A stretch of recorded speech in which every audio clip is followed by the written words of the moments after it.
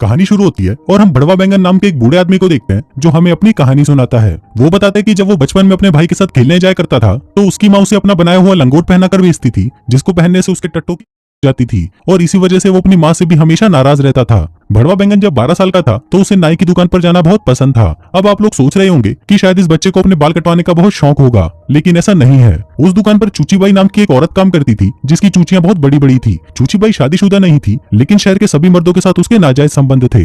भड़वा बैंगन जब चूचीबाई से अपने बाल कटवाने जाता तो उसके शरीर की खुशबू को सुनकर भड़वा बैंगन का छोटा चेतन खड़े होकर सलामी देने लगता। अब इसके बाद से भड़वा बैंगन दिन रात सिर्फ चूचीबाई के बारे में ही सोचने लगा और वो उसके प्यार में इस कदर पागल हो गया कि उसे किसी दूसरी चीज का होश ही नहीं होता था। फिर एक दिन जब भड़वा बैंगन के बाप ने उससे पूछा कि वो बड़ा होकर क्या करना चाहता है, तो वो कहता है कि मैं एक हेयर ड्रेसर से शादी करना चाहता हूँ, मतलब मैं एक नाई से शादी करना चाहता हूँ। अभी सुनकर उसके बाप के दिमाग का भांग दोसड़ा हो जाता है और वो उसे एक जोरदार चमाट लगाता है। लेकिन जब भड़वा बैंगन ने गुस्से में अपने आप को एक कमरे में बंद कर लिया तो फाइनली उसका बाप मान गया और बोला कि तुझे जो करना है कर, गांड मरा, मुझे कोई मतलब नहीं है। अभी सुनकर भड़वा बैंगन खुश हो जाता है और सोचता है कि अब तो मैं सीधा जाकर चूचीबाई को बजा डालूंगा। अब ऐसे ही कुछ साल बीत जाते हैं और हम भड़वा बैंगन को देखते हैं जो कि अब इतना बड़ा हो चुका है कि उसकी शादी की उम्र भी अब निकल चुकी है। लेकिन अब तक उसने शादी इसलिए नहीं की क्योंकि वो सिर्फ एक हेयर ड्रेसर से ही शादी करना चाहता था। हम देखते हैं कि भड़वा बैंगन बीमार भोसड़ी नाम की एक लड़की को पसंद करता था और हर हफ्ते उससे बाल कटवाने उसकी दुकान पर भी जाता था। लेकिन बीमार भोसड़ी सिर्फ अपने काम से ही मतलब रखती थी, जिस वजह से वो काफी अकेली भी थी। दरअसल पहले वो उसी दुकान पर काम किया करती थी, लेकिन एक दिन जब उस दुकान का मालिक रिटायर हो गया तो उसने बीमार भोसड़ी को वो दुकान संभालने के लिए दे दी।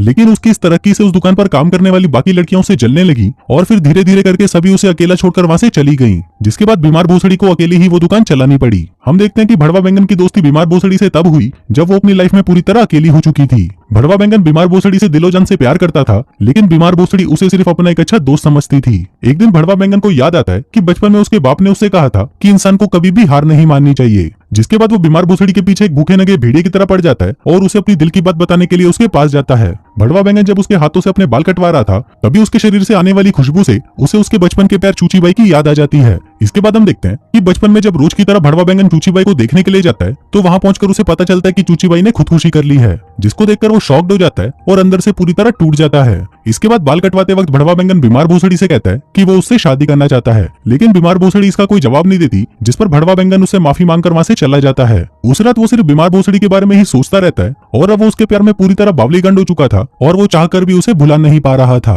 जिस वजह से वो कुछ दिनों बाद फिर से उसकी दुकान पर जाता है। लेकिन इस बार बीमार भोसड़ी उसके सामने ऐसा दिखाती है जैसे वो उसे पहचानती ही नहीं। फिर बाल कटवाने के बाद भड़वा बैंगन वहां से जाने लगता है, लेकिन तभी बीमार भोसड़ी उसे रोककर कहती है कि उस दिन जो तुमने मुझसे शादी की बात की थी मैं उससे काफी इंप्रेस्ड हूँ और मैं भी तुमसे शादी करना चाहती हूँ। अभी सुनकर भड़वा बैंगन बहुत खुश हो जाता है क्योंकि उसका बचपन का सपना जो कि एक हेयर ड्रेसर से शादी करने का था अब फाइनली पूरा होने जा रहा था। अब इसके बाद से वो बीमार भोसड़ी के साथ ही अपना ज्यादातर समय बिताता है, जिस दौरान वो एक दूसरे के काफी करीब भी आ जाते हैं। इसी दौरान जब भड़वा बैंगन अपने बाप को बताता है कि वो एक हेयर ड्रेसर से शादी करने जा रहा है तो ये सुनकर उसके बाप को हार्ट अटैक आ जाता है और वो ऊपर पहुंच जाता है। इसके कुछ दिनों बाद हम भड़वा बैंगन की शादी देखते हैं, जहाँ पर उसका भाई उसे शादी का तोहफा देता है जो कि वही लंगोट था जिसको पहनकर भड़वा बैंगन के टट्टे सूज जाया करते थे। वहीं बीमार भोसड़ी ने अपनी शादी में सिर्फ उस दुकान के पुराने मालिक को ही बुलाया हुआ था। इसके बाद जब वो सभी बातें कर रहे थे तभी उस दुकान पर एक आदमी आता है जो कि अपनी दाढ़ी कटवाने आया था। अब उस दिन बीमार भोसड़ी की शादी थी, लेकिन इसके बावजूद भी वो उसका काम कर देती है। जिसके बाद जब वो आदमी अपनी दाढ़ी कटवा कर वहां से चला जाता है तभी भड़वा बैंगन खुशी के मारे सलमान भाई वाला डांस करने लगता है।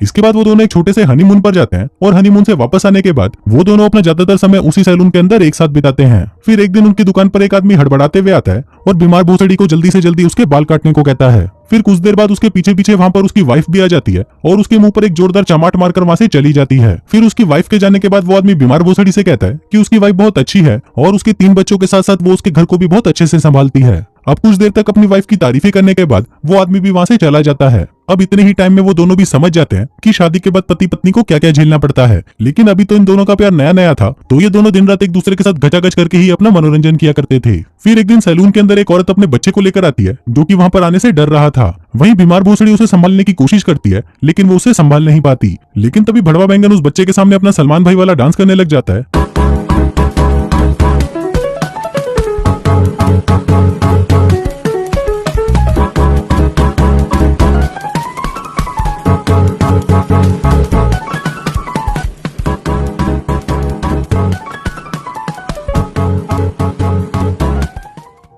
जिसको देखकर वो बच्चा चुप हो जाता है। अब उस बच्चे को देखकर भड़वा बैंगन को लगने लगता है कि शायद वो और बीमार भोसड़ी कभी भी बच्चा नहीं चाहेंगे, क्योंकि बच्चा होने के बाद बीमार भोसड़ी मोटी हो जाएगी, जिस वजह से उन दोनों के बीच में जो प्यार है वो भी कम हो जाएगा। और वो दोनों इस खूबसूरत एहसास को कभी कम नहीं होने देना चाहते थे। अब ऐसे ही घचाघच करते हुए उन दोनों को साथ में 10 साल बीत जाते हैं और हम देखते हैं कि भड़वा बैंगन बीमार भोसड़ी से अभी भी उतना ही प्यार करता है जितना वो उससे शादी से पहले करता था। वहीं बीमार भोसड़ी जब भी कस्टमर के बाल काटती थी तभी मौका मिलने पर भड़वा बैंगन उसकी कच्ची उतारकर उसकी हुत में अपना हाथ डाला करता था। हम देखते हैं कि इन 10 सालों में उन दोनों के बीच में सिर्फ एक ही बार झगड़ा हुआ था, लेकिन वो दोनों एक दूसरे से माफी मांगकर सब कुछ ठीक कर लेते हैं। इसके बाद एक दिन सैलून में वो दोनों दबाकर घचाघच करते हैं, जिसके बाद बीमार भोसड़ी उसे कहती है कि हम दोनों के बीच में जो प्यार है वो अब हमारे मरने के बाद ही खत्म होगा। फिर एक दिन जब वो दोनों दुकान पर थे तभी वहाँ पर वही आदमी आता है जिसको उसकी वाइफ ने कई सालों पहले थप्पड़ मारा था। इसके बाद वो बीमार भोसड़ी को बताता है कि उसकी और उसकी वाइफ के बीच अब तलाक हो चुका है, और साथ ही वो ये भी बताता है कि अब वो अपने बच्चों का ध्यान नहीं रख पा रहा है और उसकी माँ के जाने के बाद वो बच्चे अब अनाथ हो चुके हैं। फिर अगले दिन बीमार भोसड़ी भड़वा बैंगन के साथ अपने पुराने मालिक से मिलने जाती है, जो कि अब एक वृद्धाश्रम में रहता है। इसके बाद वो बूढ़ा बताता है कि बाहर की दुनिया इस वृद्धाश्रम से तो बहुत बेहतर है, क्योंकि उसे ये जगह किसी जेल से कम नहीं लगती और वो अपने आखिरी पलों को ऐसे घुट घुट कर नहीं बिताना चाहता था। दूसरी तरफ इन सभी बातों से बीमार भोसड़ी भी समझ चुकी थी कि इस दुनिया में कुछ भी परमानेंट नहीं है और एक ना एक दिन उसके और भड़वा बैंगन के बीच में जो प्यार है वो भी खत्म हो जाएगा।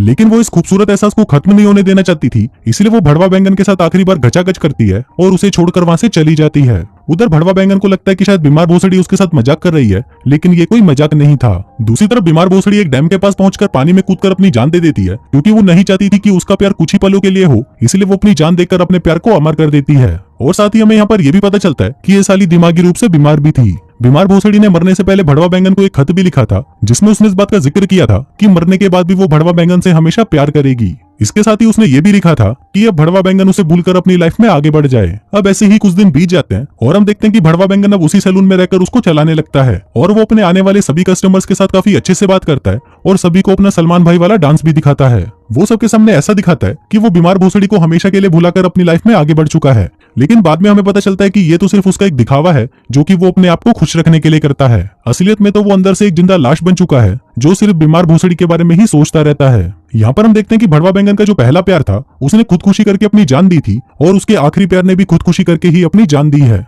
लेकिन भड़वा बैंगन को अभी भी लगता है कि किसी दिन बीमार भोसड़ी इस दरवाजे से अंदर आएगी और अपने काम को वापस संभालेगी, क्योंकि इस काम को उससे बेहतर और कोई नहीं कर सकता। और इसी के साथ ही ये कहानी यहीं खत्म।